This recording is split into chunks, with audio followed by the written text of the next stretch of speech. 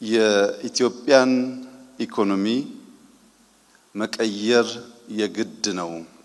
ያልተቀየረ ኢኮኖሚ የጸና ሀገር ሊያቆም አይችልም የሚል እሳቤ ይዘን ኢኮኖሚውን ማንቀሳቀስ እንደ ኢንትሪ ፖይንት የወሰድነው አጠቃላይ ኢንዱስትሪ ነው። ያን ኢንዱስትሪ በተለያዩ ሰብ ሴክተርስ ስንከፍል አንዱ ጎልቶ የወጣው አምራች ኢንዱስትሪ ነው።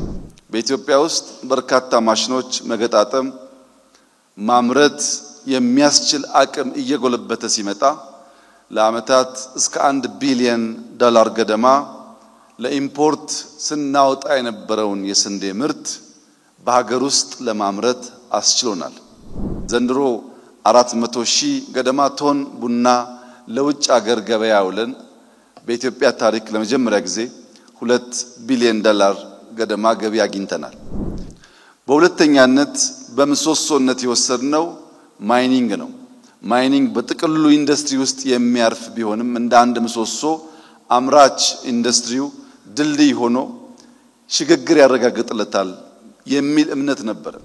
ኢትዮጵያ ውስጥ ወርቅና ነዳጅ ብቻ ሳይሆን በርከት ያሉ የከርሰ ምድር ሀብቶች አሉን። እነዚህን ሀብቶች አውጥተን ለመጠቀም አምራች ኢንዱስትሪው ጉልህ ሚና አለው።